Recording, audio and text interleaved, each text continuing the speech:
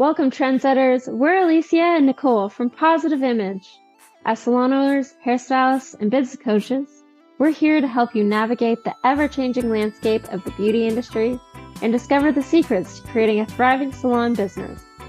So grab your favorite beverage, cozy up in your salon chair, and let's dive into the world of hair, style, and entrepreneurship together. Hey, Alicia, Hey, Nicole. do you know that your green is showing? I hope so. I hope so. So by green, we're talking about how to be a sustainable salon. I think the listener has the pleasure of having not one, but two owners that own sustainable salons. So we want to give you our tips and tricks of how we became a sustainable salon, why we are sustainable salons, and why we will both continue to be and support the sustainable movement, foundation, and beliefs that we have. So let's start with being sustainable in the sense of your brand partnerships and what that looks like. So who in partnership wise supports your salon in being sustainable? That comes down to your brands. So your hair care brands, any recycling activities that you might do, any composting, any other, trying to think, any like energy brands that you partner with. There's a number of different things. So I feel like it's really exciting for me at least. So we've been open for 9 years and we've been sustainable from the get-go. And I think it was like 2 or 3 years in, and Salon magazine made a green issue, and that's when I was fortunate for them to interview me about that and a couple other really great salons in Ontario. I think it was actually across Canada, just about how to do that. And as that article came out, I felt like more and more bigger hair care brands and color brands were starting to transition into having some sort of eco, green, sustainability. Whether it was more on the greenwashing side or not, I don't know. But that's a part of it. But as long as the conversation was happening, that we were starting to open up for having sustainable salons and sustainable brands, or using plant-based ingredients, or just being mindful about what's going into those bottles of shampoo or our tubes of color. It was great to see after a couple of years of being open that other brands versus the brand that I already partnered with was starting to talk about this as well. I was also excited to see that Salon magazine thought it was enough of a viable topic to talk about to have in their magazine and make a green issue. I think they make a green issue every year also. So I think that's also great. Yeah. I think the question that comes to mind about a sustainable salon, and that it feels like it's newer lingo, is really what makes a sustainable salon a sustainable salon. Because somebody could say that they are, but then you don't see like, oh, we're a sustainable salon, but then they're using 2 garbage bags a week, throwing it out with the city trash. But because they align with a certain product, they feel like they can call themselves a sustainable salon. So really, like if we look at the fundamentals of what makes a sustainable salon, to me, it would have a really good recycling program in place, more than just what the city offers. Doing a little bit of research that we did for this podcast, there are a few other salon recycle programs out there, but the main one, I think that the majority, at least City of Toronto and beyond, uses is Green Circle Salon. Yeah, they are one of the pretty prominent ones, and they've transitioned from just Canada to North America. So they've definitely put quite a charge for over a decade now. And fun fact for those that get a new, I think in the last 4 years, if you get the little placard in Salon for your green circles, that's my face holding the garbage bags. So we have our own spokeswoman here. Just for fun. to make a sustainable salon. So green circle salons or whatever salon recycling. So try and recycle as much as you can within the salon environment. So green circles allows you to recycle hair, any metals, your foil and cans and stuff like that. Any extra recycling that the city doesn't pick up. I'm going to add something to that. So each municipality is different. Each municipality treats their recycling and their garbage different. So it's useful if you are really actually passionate or interested in evolving your salon into being actually sustainable, is to find out what your city actually does when it comes to waste management. So garbage, recycling, compost, all these things. Because when I look at the city of Toronto, I feel like they're trying and they're doing things. But on the most part, a lot of things that we put in our recycling bins for Toronto doesn't get recycled because of the way that their program works. And because even on ourselves, everything that goes into our recycling bins either needs to be able to be recycled by the City of Toronto's lists of things, and you can check out Waste Wizard for that, but it also needs to be clean. If you're putting dirty recycling into your recycling bin, it's going to be thrown in the garbage. And now when I say it's going to be thrown in the garbage, they don't just take that one item and throw it in the garbage, because that would require someone picking through it. They take the whole bin or the whole bag and throw that in the garbage. So having a service like Green Circles or any one of the others, what's happening is we're actually bringing it to a dedicated place where they're actually also going to send it to a manufacturer that's going to turn it into something. So being mindful of where we're not just putting it in the box and forgetting about it. It's important to know where the circular cycle is happening of our waste. Love that. And I don't know how many people are fully aware of that information. So when you think you're recycling something and in all actuality, you are creating extra garbage, you're helping the cause, not the solution. And so I think when you're looking into aligning with a recycling company, really have a look at where their waste goes. Like one of the things when we signed up with Green Circle, one of the things that I loved was that their hair went to oil spills. I'm not sure if they're still doing that or not, because it looks like they're starting to manufacture things from hair, which is kind of cool too. They're looking to manufacture garbage bins from hair, but at the same time, their drive and their focus still align with my drive and my focus. So just because they're not doing that one thing with the hair anymore doesn't mean that I'm kind of done with Green Circle. I would love to see more companies out there doing something similar to what Green Circle is doing. And so it's not just a monopoly on the one, and even other businesses going into doing some more sustainable practices as well. And for me, one of the businesses that I use in the salon, and they say that they're a sustainable company, but all their lids are black, and it drives me bonkers because in the city, we can't recycle black plastic. That has to go in the garbage. So black plastic is a choice. So they choose to make black plastic, and there's nothing we can do about it. So I would say that black plastic can be recycled. It does tend to be more of the end of line as far as I know, but it can be recycled. It's, again, a City of Toronto thing. Also, another thing you can do, if it works within your business and your budget, is you can do a return. So have your clients bring back those empty bottles and offer them, I don't know, a discount on another retail purchase. So you're creating a circular purchase.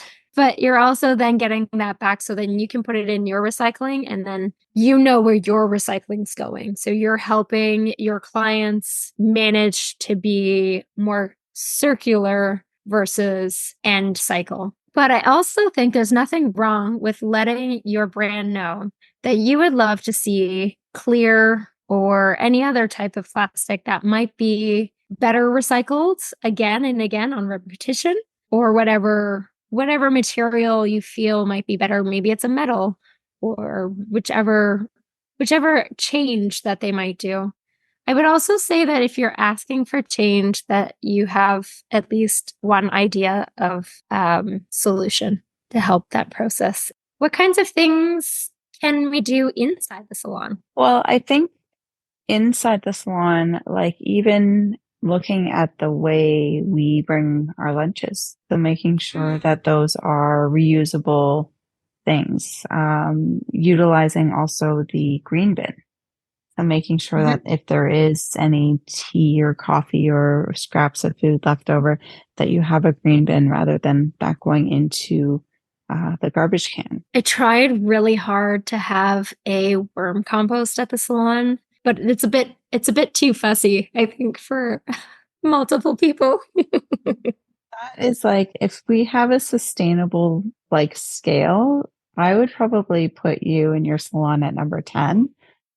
For going, that is like, that is extra points.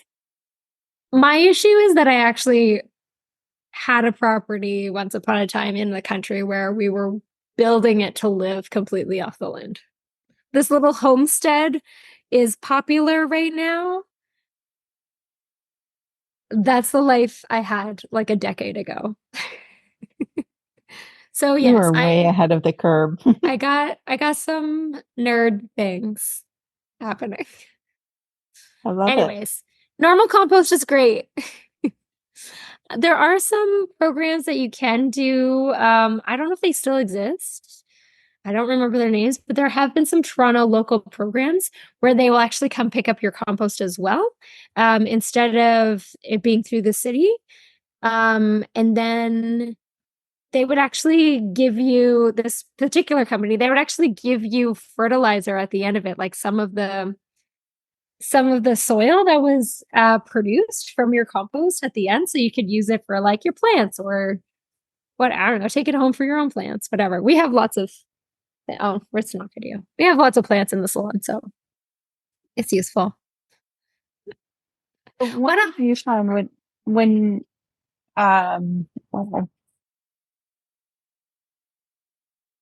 my husband's being really noisy. I can't hear it. Oh, good. What do I find when? I was going to go into brand partnerships, but what else can we do internally? Let's stick with that question for now. So other things you can do is changing over time. It doesn't have to be all at once. I think all of this stuff is a reminder that it doesn't have to be all at once, and you don't have to go into despair and like there's no hope for any of us. It's just small steps all at once. So when a light bulb goes out, next time you replace it with an LED one, something that just draws less energy from the grid. Getting down to your cleaning supplies, so laundry, if you do laundry within your salon, glass cleaner, multi-purpose cleaner, using things that are biodegradable or plant-based or whatever works, sustainably sourced ingredients. Those little bits are gonna also help, because at the end of the day, those things are getting put into the air that you breathe, as well as being washed down the drain. Other things, I have not done an automatic light off switch, like a motion light switch. I would like to one day in my back room, because it makes my skin crawl when there's no one in the back staff room and the light is on. I'm Even the with dad, it being LED? Yeah, I can't stand it. I'm the dad who's like yelling at you because you left the upstairs light on, but you came downstairs for dinner. Like, that is water running, lights on. Yeah, these things can't. So for everybody who's listening to this, I'm watching Alicia, and she is sitting in a dark salon, no lights on behind, using the light of the window, and I'm sure her computer isn't even plugged in. It is, but only because we're recording. So she doesn't just talk, folks. She practices what she preaches. So your brand alignment with Davines, that came pretty naturally, unintended. Yes. It was intended, unintended, I guess. I was desperately trying to find something that aligned with me when I was opening. I was already extra details. At that point, when I was looking to open, I was 2 years out of my separation from my ex-husband and this lovely property that I had in the country. So that was very much my life at that point for 4, 5 years since we switched to having more of a sustainable plant-based lifestyle. And so when I was planning on opening and trying to find the right products for me, I was searching high and low, and there were some brands that I found that just didn't seem to have great reviews as of the effectiveness. And then, if I'm honest, I didn't really actually find that much about Davines online. That's the brand that I carry. And I reached out to some people that I knew that carried it, and they said good things. So I went and chatted with them. And it wasn't until I actually showed up to have a chat about the hair care that I found out that they actually had a color line as well. And so that ended up being kind of, I don't know, serendipitous, I guess, which meant that I could have a whole product line, because I wasn't really excited about having to carry multiple lines or trying to find a plant-based color line that was actually also effective at the same time, because we're talking almost a decade ago, and a decade ago there weren't a lot of plant-based, sustainable, effective color lines. So that it was quite a challenge, and I was also quite ecstatic to find it.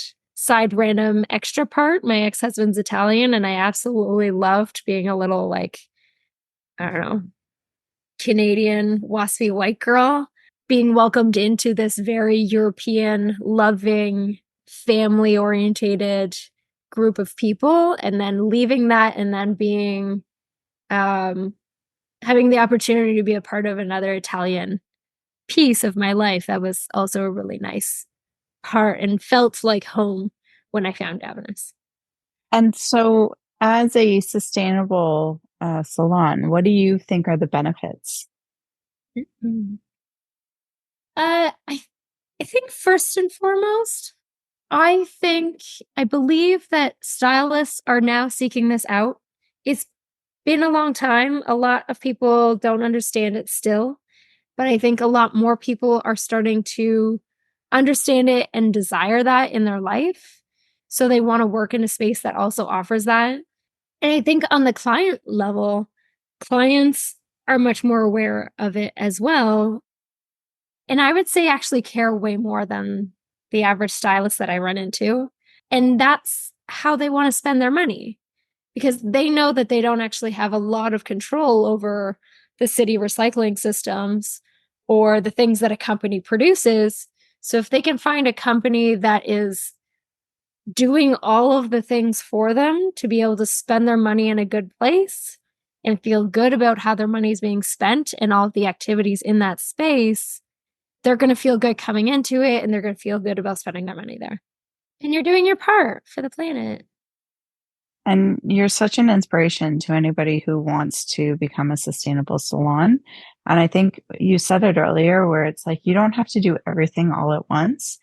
All you can do, if you can do one thing, like one thing a month or one thing new a month that you can slowly integrate into your salon to make it more sustainable, then you're doing the right thing. So Alicia is the prime example of somebody, especially with her worms, somebody who is, totally embodies that word and that salon itself. So if I'm sure you're happy to talk to anybody. So if anybody ever wants to learn more about how to become a sustainable salon, please reach out, because I learned so much just from every conversation about what can be done. And I've always thought that we are very strong, sustainable, but in comparison, we still have miles to go. So I appreciate just you putting your insights into this conversation today. Thank you. And I think that's exactly it, is like, you can still say that you're sustainable if you're practicing on making steps forward on a regular conscious basis, right? Like you don't have to wait until you've done it all to say I'm practicing a sustainable lifestyle or I'm working on a sustainable business. I think that's part of what makes us stop, is thinking that we have to be perfect, and we don't have to be perfect. There's so many different aspects of our life, whether that's life or in salon. And, even there's times that I have to print out stuff on paper and it hurts my soul a little bit, but there isn't any other option, So like, I have to run water to rinse out color. There are things that we have to do, and there's tools that we have that can help us to use less energy, to better conserve our water. There's so many different appliances and steps along the way, and brand partnerships that we can get along with. Just keeping in mind for yourself, like, one thing at a time. And I think the thing that I love about change the most is that you don't have to preach to people that you're making a change. You can just say, oh, I got this new reusable water bottle, and I'm so excited to have this new reusable water bottle. It's made by these people and they have these things, and I'm really excited about it. And the person that you shared that with is going to be like, that's really cool. I should do that. Maybe I should get that one. Maybe I should get one that I researched on my own. It's just a domino effect. And I think that's what the most beautiful part about change actually is that each time we do one little thing, it inspires 10 other people to do the same or similar thing. Thanks so much for hanging out with us today. Take this knowledge and just keep developing yourself. And hey, we want to hear from you too. Join the conversation by using our hashtag #PositiveImagePodcast. Share your thoughts, questions, and success stories. Who knows? We might just feature you on an upcoming episode. But don't keep us a secret. Tag your friends too. And want to keep learning? Check out our show notes. Find us on Instagram at hello.positiveimage, and be sure to hit that subscribe button so you'll never miss an episode filled with inspiration and insights.